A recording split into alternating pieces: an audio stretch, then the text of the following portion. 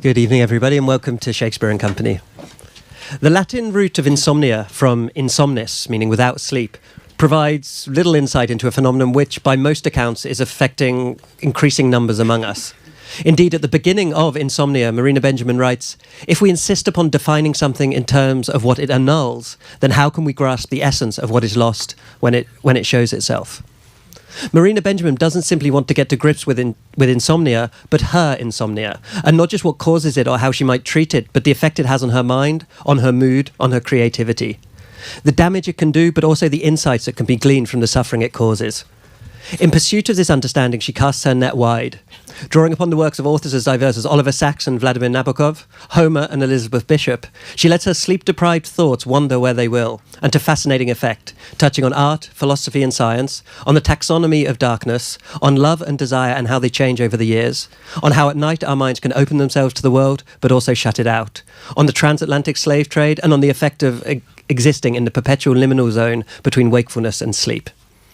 Even the form of the book seeks to reflect the enigmatic meanderings of the insomniac's often turbocharged thoughts, eschewing chapter breaks and a conventional narrative structure in favour of a roaming collage of reflections and observations, poetic to the core.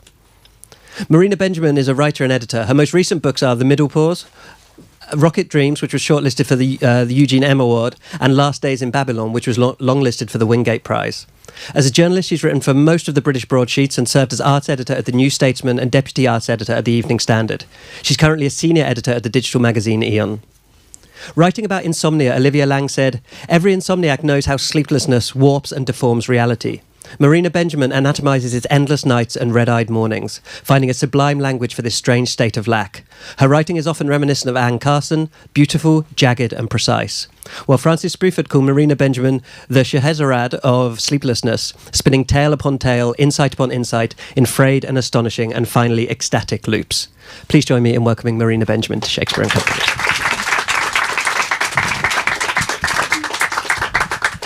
And so I think we're going to kick off with a little reading to give people a taste. Thank you very much for that introduction, Adam. Made the book sound great. I'm so honoured to be here. It's wonderful. So I'm going to start off with a reading from about a third of the way through the book, quarter of the way through the book. And one of the things about insomnia is that you often... insomniacs often recognise that there are other people sometimes asleep when they're awake. So that I've got a foil in this book who's the kind of husband character who's always sleeping. So, and because he's present but absent at the same time, and there's a lot of play with presence and absence in the book. Insomnia is all about presence and absence. And so I chose not to name him but to call him the little Z's for sleeping, because he's a sleeper. But it's hard to say that, so I think I'll just call him Z. And so some of the relationship with me and Z is threaded through this, so that's who it is. If I'm... Can everybody hear me? Yeah, okay. Every now and then I steal a look at Z's sleeping form, melding into the blackness of night, blended into virtual immateriality, and I long to buy a ticket to sail over to his continent, away from snore awake and restive tossing, and across to the land of peaceful slumber. Intrepid explorer that I am, I would brave the choppiest waters to get there. Willingly would I fall into unknowingness, becoming blind to my faltering steps. Gladly would I forfeit my understanding. All it would take is for me to proffer an outstretched hand. It's so simple a tender, yet you'd be astonished at how regularly I stumble before its prospect. Unable to relax into the companionability of night, I am forced to patrol my own borders. It's as if my will has been impounded, clamped and bound according to the dictates of some higher order bureaucratic lockdown. The maddening frustration of it recalls those rare and panicked states of sleep, when you are awake enough to know a mosquito is buzzing in your ear, but you are incapable of swatting at it, because a crushing bodily paralysis, pushing down on every part of you, pinning you to your bed, flatly forbids it. The wrong bit of you is sleeping, the wrong bit awake. In such a state, it's all too easy to flip out, to feel your head become a pressure pot, your panicky resolve, the steam jiggling its lid from within. Your command and control center is embroiled in internal conflict. To crown it all, for all those agonizing minutes spent fluttering in the bell jar, the oxygen of free will draining steadily away, you are at that goddamn insect's blood-sucking mercy. This is the closest any healthy human being can come to experiencing locked-in syndrome, that abominable state of imprisonment, an island within an island, which the late French journalist Jean-Dominique Bauby was forced to endure following a stroke, and that he wrote about in The Diving Bell and the Butterfly. I say wrote, but in fact with infinite patience he dictated the book to a scribe, letter by moving his eyeball, the only part of his body he could command, whenever she alighted with a pointer on the character that he wished to use. Mercifully, not long after completing his testimony, a paean not to suffering but to love and the richness of life, death arrived to release him from the exquisite torture of being locked in. 4:22 a.m. Now I come to think of it, it has been a recurring trait in my insomniac experience to embark on insect-killing sprees. Slipper in hand, I slap at this or that crawling, buzzing or creeping thing, a housefly that is already half dead and stirred into life only by its proximity to my warm body, another living, breathing form, and for which a good wallop with a slipper seems a fitting kind of fate. Recently and memorably in Spain, an odd-looking, flattish centipede, which a quick search on the internet revealed was the biting kind. Yet it squished so easily underfoot, its body releasing a colourless watery fluid and all its legs detaching into floating V-shaped filaments. The creature literally melted away, like a bad dream. Problem number 1. Insomnia makes an island of you. It is, bottom line, a condition of profound loneliness. And not even a dignified loneliness, because in insomnia you are cannibalized by your own gnawing thoughts. Problem number 2. On balance, I'd rather be an island than have to endure some landlocked state of being, lacking in boundaries and natural definition. I would rather be a landmass unto myself, a sanctuary. And once I get there, please don't go messing up my solitude. Thank you so much.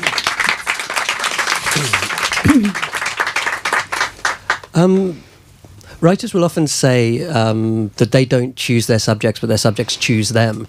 And this seems all the more relevant in this particular case. And so I'm curious to begin, how long were you suffering from insomnia before you realised that it would be something, a topic for a book, a topic for your writing?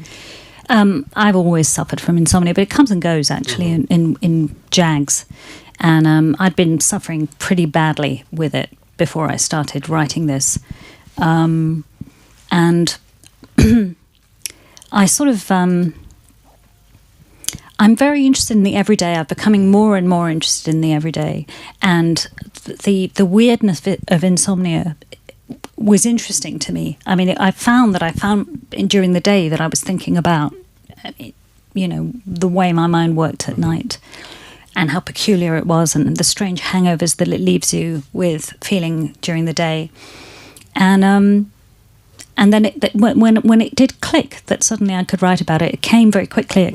It was a bit of a whoosh of a ready formed idea. And yet it's as a subject, it's, as I said in the introduction, it's something which is defined not by a presence, but by an absence, by an absence of sleep. Yep. And so as a result, when you're approaching it as a subject, you need to almost approach it obliquely, in a way. Yeah, I mean, the interest of the absence of sleep, that was very interesting, because in the book I talk about the missed sleep, that insomnia is a state of missed sleep. So I feel like insomnia feels like a presence, and I've tried to evoke it as a presence in the book. So rather than the absence of sleep, I've thought of it as the presence of something else. And so the question then becomes, well, what is the something else that's present? And some of it's monstrous. I mean, some of it's kind of, crazy whirligig thoughts, that you have no control over, kind of like feels a bit like possession, spliced and reconstituted like some kind of, I talk about, like, not in this book, but when I've talked about the book, some sort of crazy DJ kind of, working the brain. But it also feels kind of, sometimes you feel monstrous in a werewolf-like kind of way, like something is bursting out of your existing self. This nighttime being, this werewolf type of creature bursting through the skin, with demands and wants and needs, and they're not even necessarily always formed. Mm-hmm. And there are times when it can be a pleasant phenomenon, or is it always for you broadly defined by some sort of negative feeling? That's a really interesting question. It's only pleasant when I get up. Mm-hmm. So, because then I've taught myself how to kind of master insomnia, or at least accommodate it, which is to get up and do things, even in a desperately tired state. So, and it doesn't really much matter what I do, but at least I'm not in bed with the kind of crazy thoughts going round and round. So in the book, I've tried to write about both those things. I've tried to write about, what I do and what it's like when I get up, and also what it's like when I don't get up, and what kind of games and tricks your brain is up to. It's one thing I sort of came to mind when I was reading the book, because I could never really say I've suffered from insomnia. I've had sleepless nights, I think, like everybody, but it's never been a recurring thing. Or I've had intentionally, as we would say in France, so white nights as well. I've purposely stayed up and sort of experienced the night in that way. But it really struck home to me that this is a sort of an experience of the world and an experience of the home, which is very different than during the day, and very different for people even in the same family, in fact.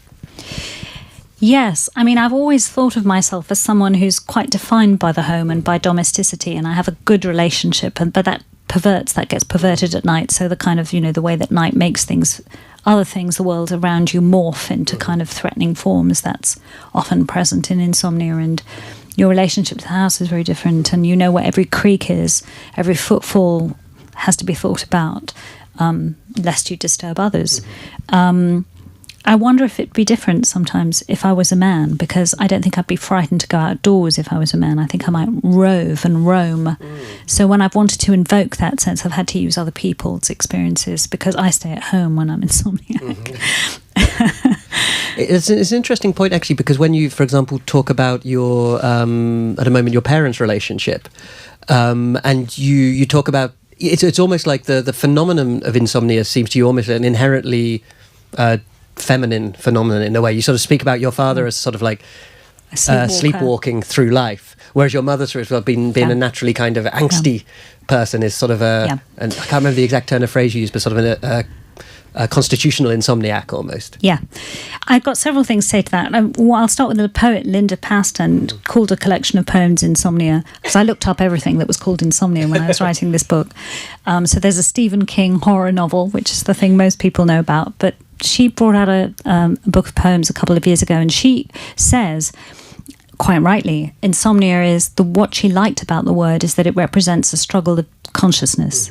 That's exactly what it is.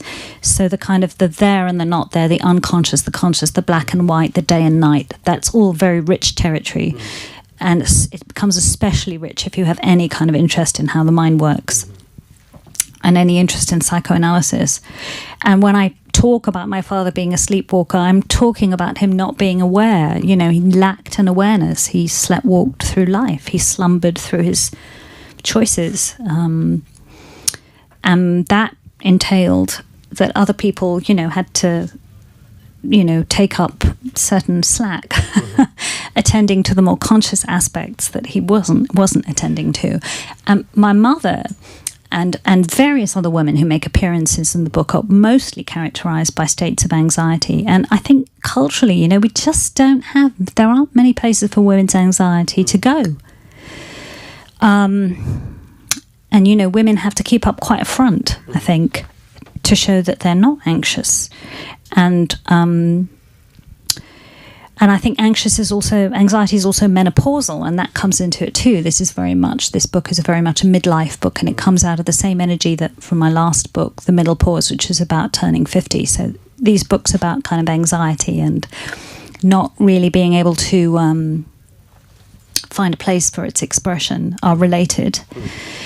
And insomnia, of course, is a highly anxious state. You're in a highly anxious state. So all the anxiety that women can't express societally, that there's no room for them to express because they're often labelled as sick if they are anxious, it comes out in insomnia. And so, yeah, I could go on. But if you'd like to, please do. Well, one of the things that interests me that comes up in the book is the 19th century neurasthenic woman that who was defined wholly and pathologized wholly by her anxiety. And of course, what happened to her is she was put to bed. That's what they did. They made them sleep. And I was also interested in the slumbering woman in 19th century art and everything that she represented and how that related to the whole idea of kind of anesthesia and the idea of overprescribing laudanum and all the women who were kind of living off their nerves and dependent on laudanum. And these are all related. They all seem to find a place in this idea of kind of sleeplessness, women's anxiety, thwarted ambitions, and so forth.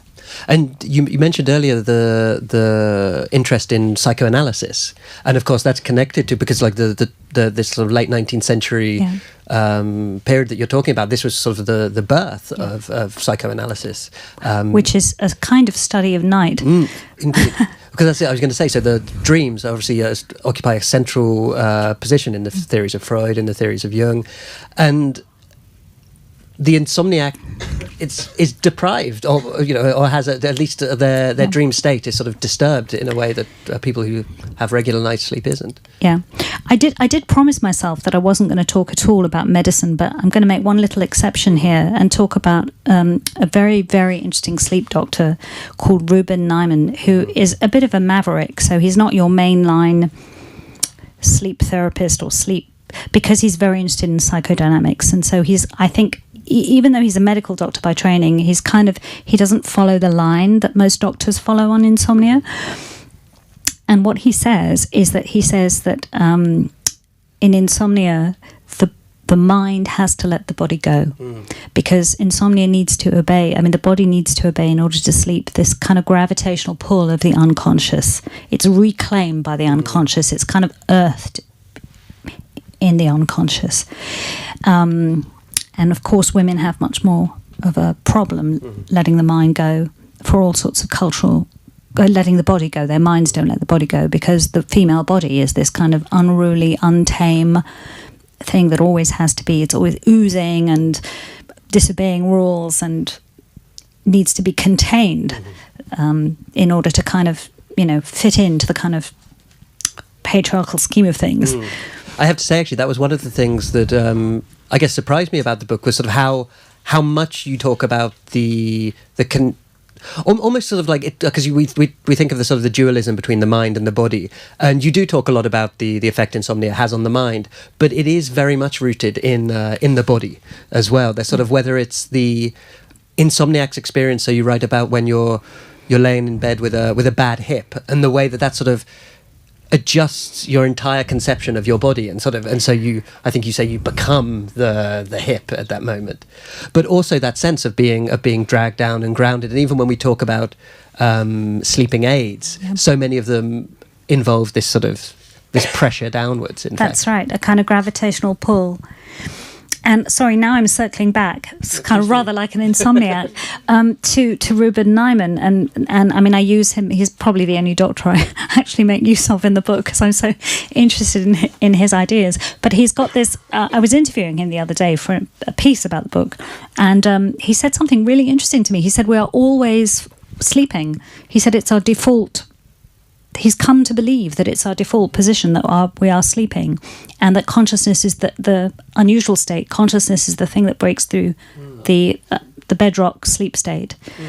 And he says, he'll give you an example. He'll say that he gets people coming into his sleep clinic saying they haven't slept a wink, And then he hooks them up to kind of all kinds of electrodes, and he finds that actually they're sleeping quite soundly. And he tells them in the morning, no, you slept. And they said, no, I haven't slept a wink. And I know that feeling. I know that's right, because the clock plays these tricks on you, and you know if you were monitoring it as an insomniac that sometimes you are sleeping when you think you're not. And Nyman says this thing about actually you can be physically sleeping, but the conscious mind breaks through. And he says, conversely, by day, when we think we're awake, we're often not awake. So whole parts of the brain are asleep. And he says, and then also you have, so this idea that sleepwalking is just people who are in this deep state of sleep, moving around with their motor systems functioning, is a very highly unusual form of it. But actually most people during the day have large bits of their brains sleeping at any given time. So in fact, the line between wakefulness and sleep is not as No, he calls it co-consciousness. Okay. Co-consciousness. And he said the other thing that happens is, most of us will have experienced this, you get this kind of slightly blackout feeling, like you're just gone for a second or two, your tension's faded, micro sleeps. You just go to sleep. Or rather, your consciousness just tunes down a bit, and we hit the bedrock sleep state that we're always in, is how he'd explain it. I think what also feeds into that is this kind of idea we have of what it is for the body to be asleep as well. And you write about this, is sort of the interest, obsession might be a bit too strong with these 19th century paintings, and the kind of the beauty in slumber. Whereas in fact, in reality, when people are asleep, they're moving all the time. It's not this kind of static, peaceful state to be in. Yeah, indeed. I mean, I think we have this ideal of sleep, which of course every insomniac has. And so I was creating that ideal because it's the thing I long for. But then I wanted to puncture that ideal at the same time and say it's bollocks, this ideal, because the body is ugly in repose, actually, and it's uncontrollable, and it's doing all these kind of movements and snorting and snoring and jerking and farting and, all this stuff that happens at night. It's not beautiful. It's actually quite ugly. So consciousness is prettier. But I was also interested in this idea of enchanted sleep.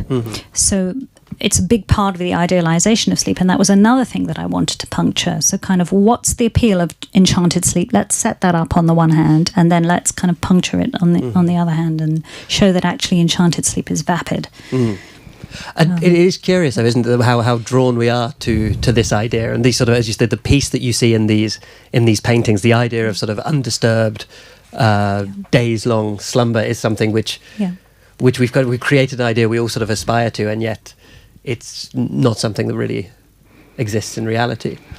No, unless you're sleepwalking, in which case you're missing out on a lot of life. So, I mean, that's where it flips, because I think the book has this flip in it, where it sort of says, let's put up with the anxiety, let's deal with, embrace some of the negatives and flip them into positives. Let's kind of live on these nerves and see where they take us. And also, you seem to embrace the sort of the new experiences it gives you, or at least the way it sort of sets aside your experiences from the experiences of non-insomniacs. So, and I mentioned this in the introduction when you talk about a taxonomy of darkness. It gives you the opportunity to observe the different natures, the different textures of the darkness that surrounds you at night. Yeah. And I was just wondering, could you just expand a little bit on this taxonomy of darkness? Like, are you able to identify specific types? I say something quite facetious at the beginning, but it is a handy way of getting people interested in the idea that darkness might have something to say to us, which I talk about the different kinds of darkness. But for me, the more important element in the book about the darkness is the darkness that's within us. Right. And of course, there's quite a lot about animals in the book, because I think animals know things we don't, and they know about darkness and nocturnality. And there's quite a bit about my relationship with my dog in the book, who's a very good sleeper but also a very good waker. And but other animals at night, we have this idea that some kind of magic happens at night because we're not there to see it, so it must be magical. But actually, there's a naturalism to the night that animals know about and live. So that I wanted to put that in there as well. And certainly, like I was reading only a few months ago, that cats see much better in the dark than they do in the daylight, and that certainly, I mean, I have a cat at home, and that certainly explains a lot about the way he behaves. Yeah. But that's actually just to stay with your dog for the moment, because I mean, are there any animals that have been observed to suffer from insomnia? I mean, is that a thing, or is it a uniquely human experience? Do you know, I don't actually know the answer to that question. That's a really good question. I mean, animals sleep differently from us, because, well, I suppose for evolutionary reasons, they have to be that hyper alert, so their sleep is very shallow. I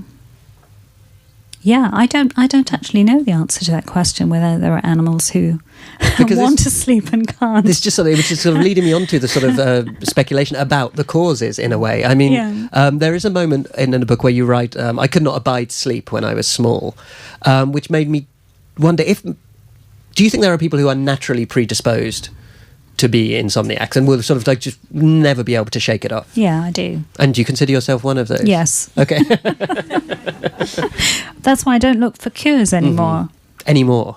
Well, I mean, it's not something I search for a cure for. I just accommodate myself to it now. So because there are also a lot of so-called cures, or at least treatments for insomnia, many of which you make reference to or even try in the book. I mean, there's one where you go for cognitive behavioural therapy. Yeah. And you said, interestingly, once you had committed to go to that, even before your first session, you suddenly started sleeping better.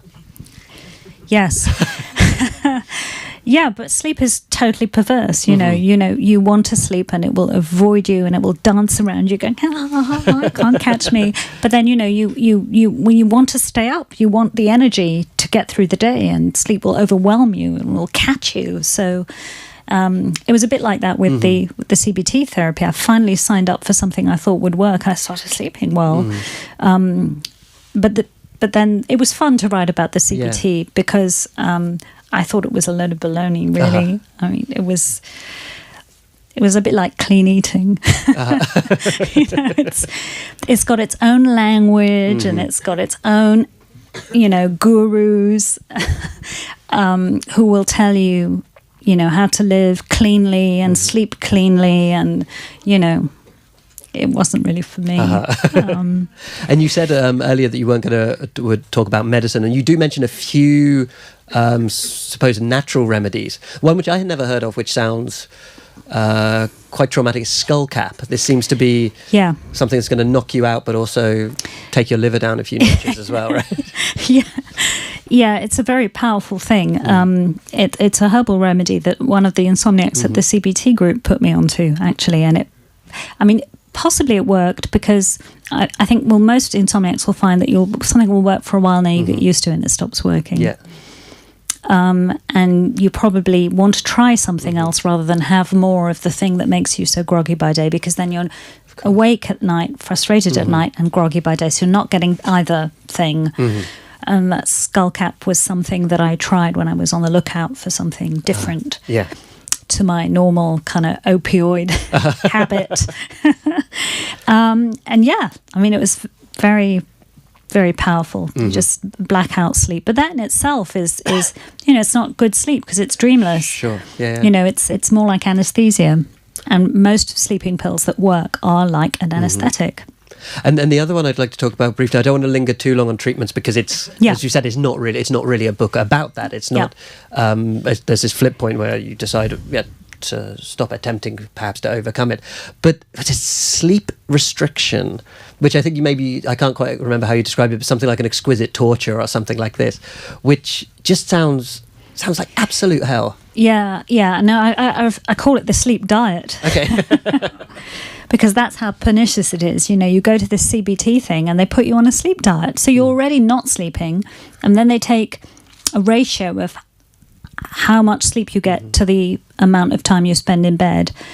And I don't know how they do it, what the calculation is, but they give you the minimum, like slimmest ration of sleep that you're allowed to get. And then they say you're not allowed, you must sleep this number of hours a night, and it's your minimum. There is a theory behind it, but sod the theory, really. You want to sleep. So nobody in the CBT group thought the sleep diet was up to much. I don't think any of us did it. It really does sound like a form of torture. Yeah. You mentioned or you read about Z, who is a kind of recurrent presence in the book, and in one sense, in a very sort of broad sense, the book is also kind of a love story as well. It's sort of like about how two people with very different sleep patterns are able to exist. Exist together and to thrive together, but also particularly when at night when you have one insomniac and one person who is sleeping, that presence of the other is quite significant, I think, to the insomniac. Yeah, so there's quite a lot in the book. There's the whole thread of, there's several threads that relate to the things you've just raised. There's a whole story about beds and intimacy. And the unusualness, I think, of sharing beds and having this space where you do something as intimate as sleeping, actually. And then there's a story exactly of that. It's a story about a marriage, but told through with one person very present when they should be sleeping, and one person who's not there because he's asleep. So it has to be told in kind of little snippets in retrospective snippets about, what these two people are doing in the bed and how long a long-term relationship of kind of being used to one another. So, yeah. Do you think two insomniacs have a better chance of staying together, or is that just sort of insomnia squared? Yeah. You don't have to answer that. That's fine. But Cecilia, on the subject of being an insomniac and having the presence of the other or not, I mean, is your experience of insomnia different when sleeping alone and when sharing a bed? It's worse when you're sleeping alone, I think, because there's something comforting about another presence in the bed. Even if you resent the fact that they're sleeping, it's still comforting. Well, when you're alone, all the madness comes out. You can pace, you can talk, you can flip the TV on and off, you can all the crazy stuff. Yeah, I sometimes wonder about when I'm insomniac, I sometimes think about what people are like in solitary confinement. What must it be like to be in a room, because I find my room very oppressive. That's why I get up. What it's like to be in a space with yourself, with your brain. And I think there's a lot of that. I tried to get that atmosphere of claustrophobia in the book, of kind of being stuck with your head in between four walls in the dark, but your head's buzzing with inconsequential rubbish, mostly, except that every now and then you see a very profound thought will kind of coalesce out of the wisps of a dream, and it's unexpected and unsought.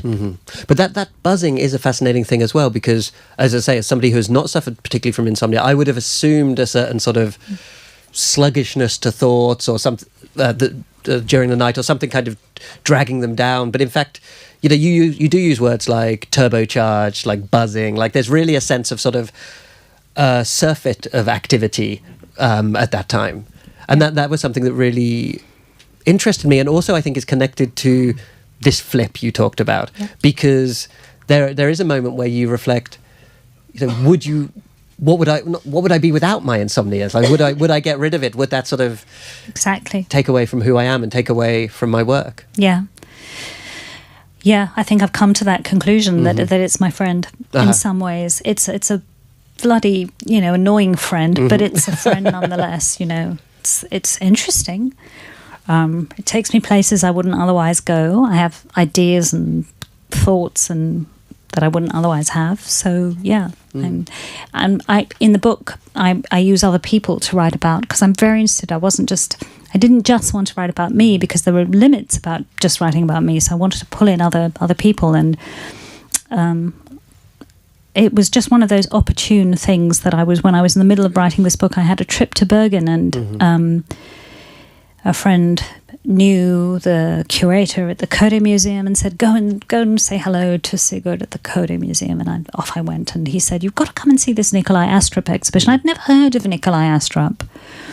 Nikolai Astrup is one of Finland's greatest painters, and he's the one who wasn't Munch, and he bore that burden all his life, that he wasn't Munch.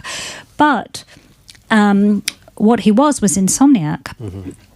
And he painted by night. He got up and he painted by night, and he has this incredible color palette that's with all the colors, how all the colors morph in the dark. And it was a lovely, to bring him in, to find him was a lovely thing, because I just arrived at the point in the book where I needed him, So in he dropped into this whole idea of becoming dark adapted. And that was where I kind of go towards the end of the book, is this idea of, it's not just about making peace with insomnia. It's about learning to love the darkness and becoming dark adapted. Which I think is a perfect note. I'm going to hand over to questions of the audience in a minute, but I think we were going to hear a second extract from the book.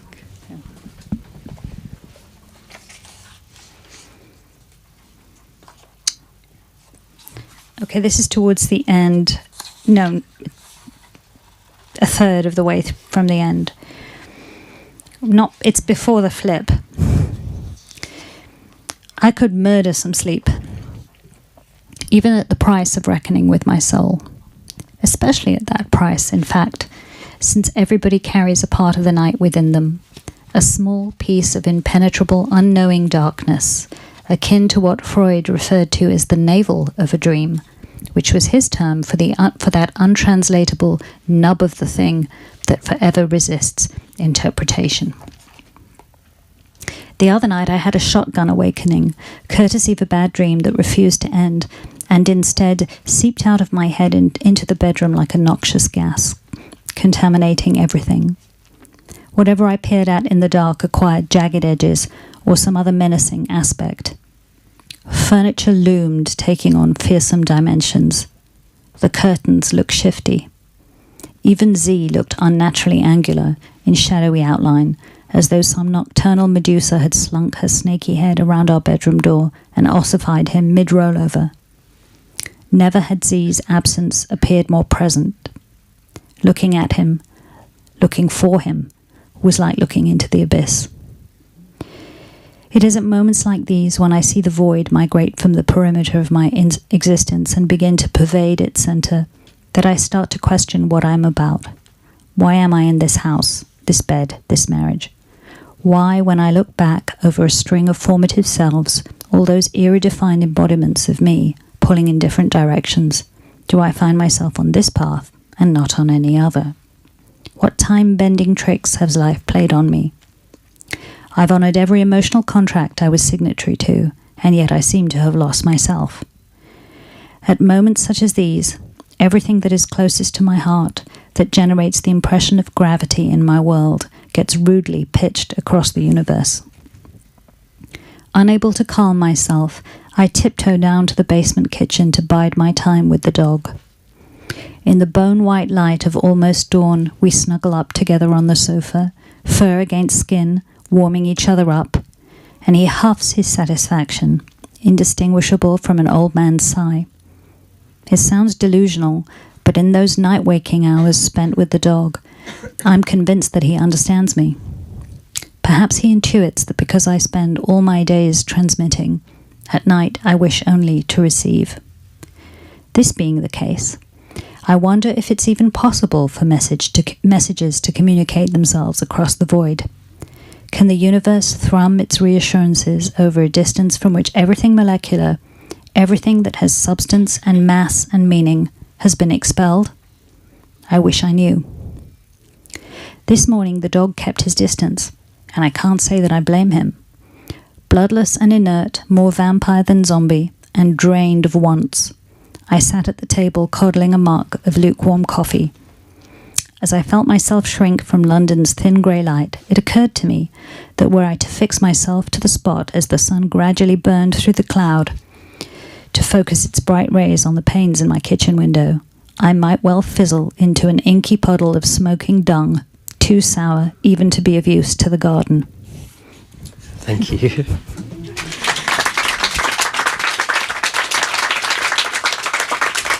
I told you that Aggie, the bookshop cat, was a diva. The moment you start reading about the dog, she walks in and starts parading up and down. If you have a question for Marina, just raise your hand. We'll get a microphone to you so everyone can hear you. Let's begin. Okay, we'll begin here and then we'll come over this gentleman. Okay. All right. To me, a very interesting thing said about insomnia was the Romanian French writer Sion, who was an insomniac, an acute sufferer from it. And he began by saying, "Let there be light." And God saw that the light was good. But to the insomniac, light, or morning light in particular, is nothing but a form of aggression. And you could say that people who are manic depressive or bipolar, the advantage to that is that they would have an enhanced appreciation of happiness, of ordinary consciousness, when they are not depressed. So would you say that particularly if you have had a good night's sleep, would you say that you would have an extra appreciation of the goodness of it? Or Oh my God, absolutely. I mean, if I get a good night's sleep, I feel like I have the experience of a day. It feels like a gift and I think, do other people experience their days? Are their days as joyous as this? Is this what a day should be like? Rather than thinking, crawling your way through hour to hour like some kind of sapped, kicked around empty plastic bag. I mean, the day that follows a night full of sleep is a wondrous thing. Yeah, absolutely. But it's so interesting what you say about as well, that link to depression, I think is very much in tune with the kind of the sleep-wake cycle. How can it not be? Yeah. There's a lady there, then we'll come over to Sounds great. It's wonderful to hear this. I had a few bouts of insomnia as well, though thankfully right now they're not happening. And my thought was, there's a moment, it's like a state of hypervigilance, and actually neuroscientifically it is. There's the insula part of the brain is hypervigilant, and it felt to me like I was tripping myself. Like every time the phantasmagoric images of pre-sleep emerged, the ones that you normally have right before you fall into this unconscious state of sleep, I wouldn't let myself go. Like when you talked about the will, this unbelievable will. Like I'm not allowed to take this image. I'm going to take this image and think about this image and look at this image, and then another one, and then another one. It was like one attempt after the other.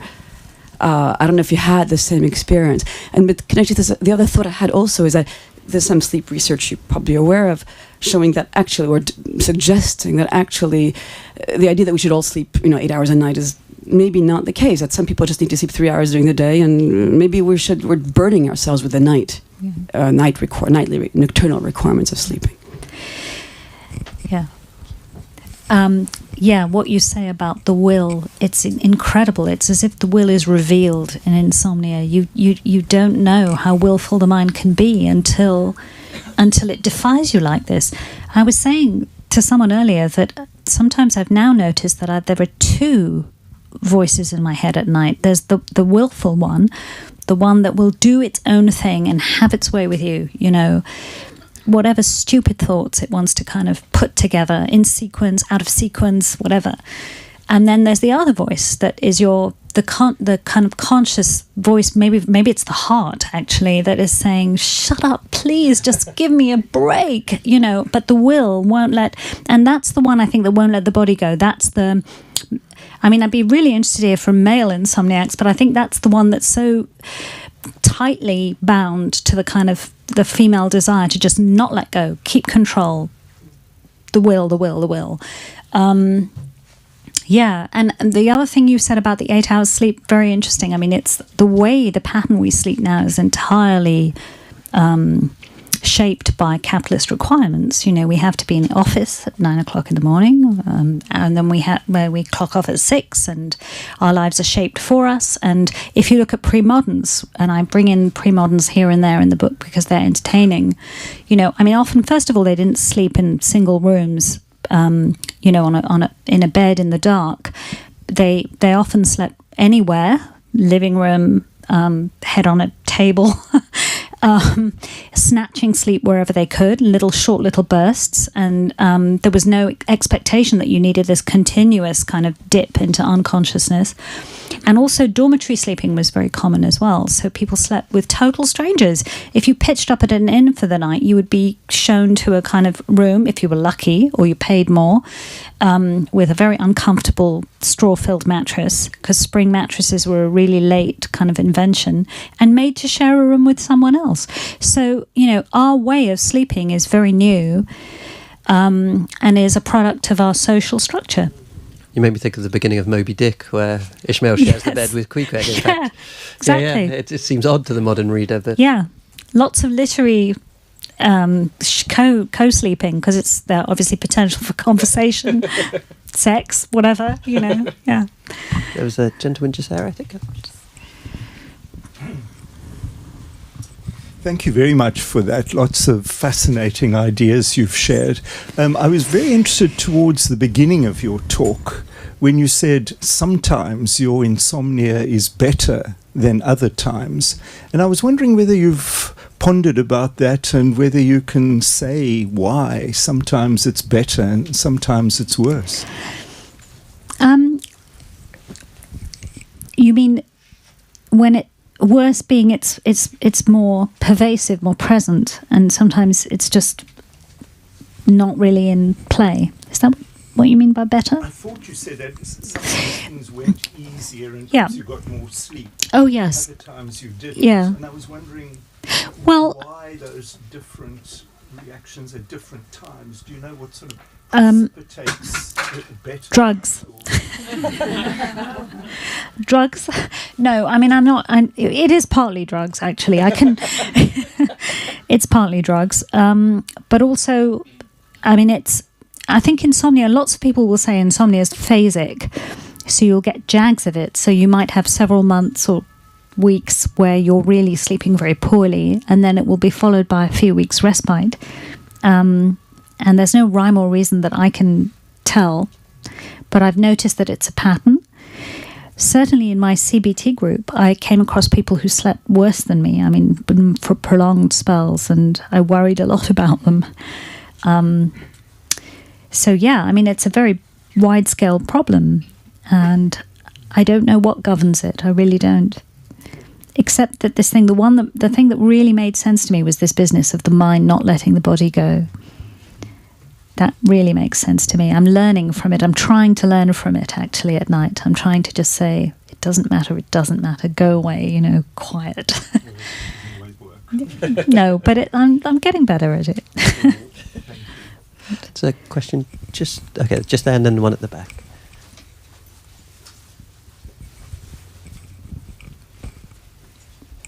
Oh, thank you. It was really very interesting. I wondered something that's always puzzled me.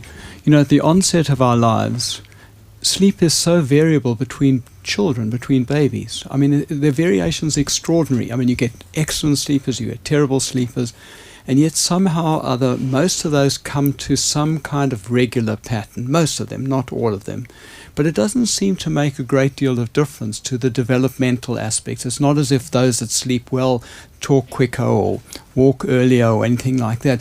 It doesn't seem that the amount of sleep and the quality of the sleep is actually functional to has any strong relationship anyway to the latter development. And yet we prize sleep and we think that it has these regenerative capacities, but some other children who are very bad sleepers seem to surmount that and develop in a normal pattern. And I wonder why that should be so. I wish I knew the answer to that. I mean, I think that's a very scientific kind of question. I mean, from what I've read and from doctors that I've interviewed, the restorative aspects of sleep are in deep sleep, and children get more deep sleep than older people do. So it's kind of wired into the way they're built. So even if children sleep fewer hours than other children, they're getting more of that quality sleep. As you get older anyway, as we get older as human beings, we get less and less deep sleep, which is one reason why, as older people have perhaps less, more problems memorizing things, for example, because sleep is known to have a role in fixing memory. So the lighter you sleep as you get older, the more problems with memory you have. So these patternings are beginning to be understood. But the other thing that occurred to me as you were asking your question is that people are also thinking about those patterns in babies and thinking, well, maybe there are genetic predispositions that somehow determine what kind of life sleeper you're going to be. So if you're a poor sleeper as a child, you're going to be a poor sleeper as an adult. So intrinsic, predetermined kind of insomnia. The gentleman at the back there? Yeah. Hello. I was just curious. You mentioned earlier on that, you mentioned that to deal with insomnia, it helped to get up and do things. And is that sort of in those moments when you started writing the book? And is that what sort of one of the things that helped to do? Or was it more something you did during the day? The writing of the book? Yes. I wrote most of it by day, but I wrote some of it at night. Increasingly, actually, as the book went on, I wrote more of it at night because I wanted to capture a bit more of the madness. So it seemed quite helpful. But no, most of it was written by day. I'm a good morning writer, and then I stop at lunchtime usually. So that's my better time. But I'm teaching myself to write at night now, and I read a lot at night. And I sometimes, if I don't feel like reading or writing, I'll do things like get rid of the day's email, like working through a shopping list or whatever. Depends. Can you identify, when you look back at the bits you wrote during the day and during the night, can you identify a substantive difference maybe in tone and perhaps sentence structure? Not really. It was more the subject matter, actually. So the stuff about the dog, the stuff about animals at night. Some of the nighttime experiences I captured. So there's a little bit in the book about kind of how alienated you can sometimes feel from your body in insomnia, and also some of the cosmicity. There are lots of cosmic elements coming into the book, because when you're alone at night, there's nothing between you and the stars, and there's this feeling of aggrandizement, slightly grandiose feelings. There's quite a bit in the book about too muchness. There's insomnia is so present. That's the irony. There are lots of ironies around insomnia, but insomnia is a very present kind of state of being. It's not an absence by any means. It's only the absence of sleep, but in every other way, it's a hyper-presence of consciousness, And so I used various subjects in the book, recurring themes, if you like, to kind of big up that presence. I think we've got time for one more question, if anybody would like to... Yeah, right at the front here. Actually, you can have my one. I'm just wondering whether your husband's read the book, and if he has, if he sort of discovered this whole new world that he didn't know was there and started sort of being nicer to you, I guess, on some days. He is a bit nicer to me, actually. He likes the book. Yeah, he doesn't elbow me, because I think he knows now how precious sleep is to me now. I think he's got a much greater sense of how precious it is when I do get it, so that he doesn't elbow me when I snore. So I think he thinks, oh, she's getting that precious sleep. I'll let her have it. So... On which note, that is all we've got time for. But do stick around, continue the conversation with each other, with Marina. We have plenty of copies of Insomnia available at the till. Marina will be here signing them for you, so do please pick it up and come up here. We will also be serving wine, so stick around for that. And please just join me one more time in saying thank you to Marina Benjamin. Thank you.